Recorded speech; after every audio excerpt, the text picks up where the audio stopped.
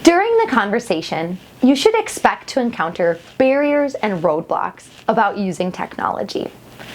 It's important to try and listen and address the concerns that are being brought up as they are said.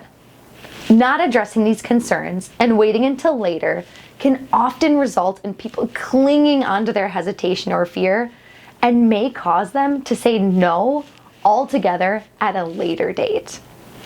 Keep in mind that most of the pushback or hesitation is often a result of fear.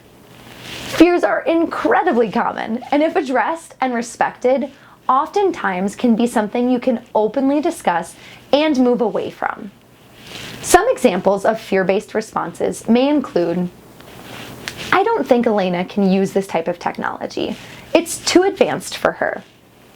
While this could be an actual concern about Elena's capability to use the technology, it can oftentimes also be a reflection of the person who said it having their own fear because they don't fully understand how the technology works.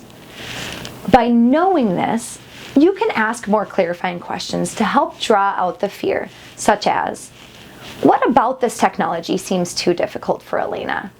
Or, "What do you think makes this technology too advanced for Elena?"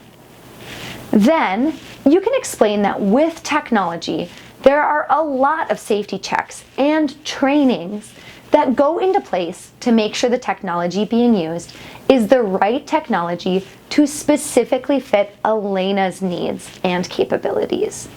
Reassure them that Elena and her team will be fully trained on how to properly use the technology, and that for most technology, they can also contact someone to assist them if something goes wrong.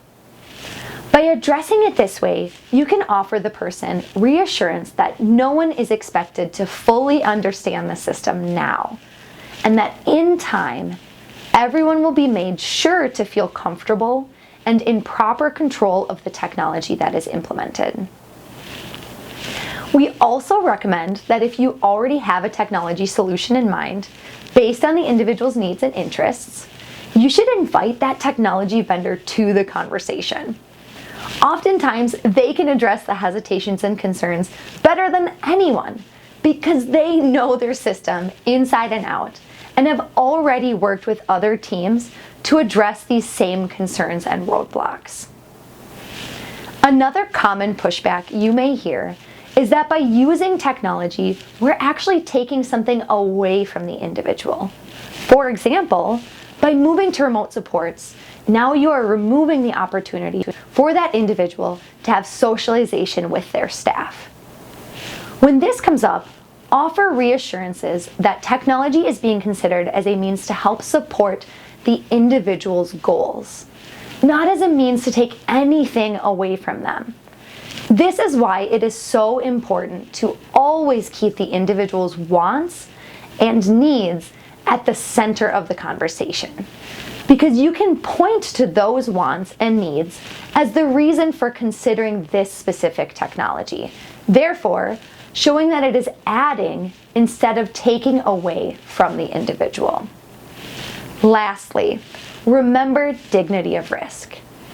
Dignity of risk is the right of the individual to take risks when participating in their life experiences, and understanding that all experiences may not be positive. So while we may be scared and want to do everything we can to protect the people we care for, allowing them to live their lives with some risk provides them with a sense of dignity and control.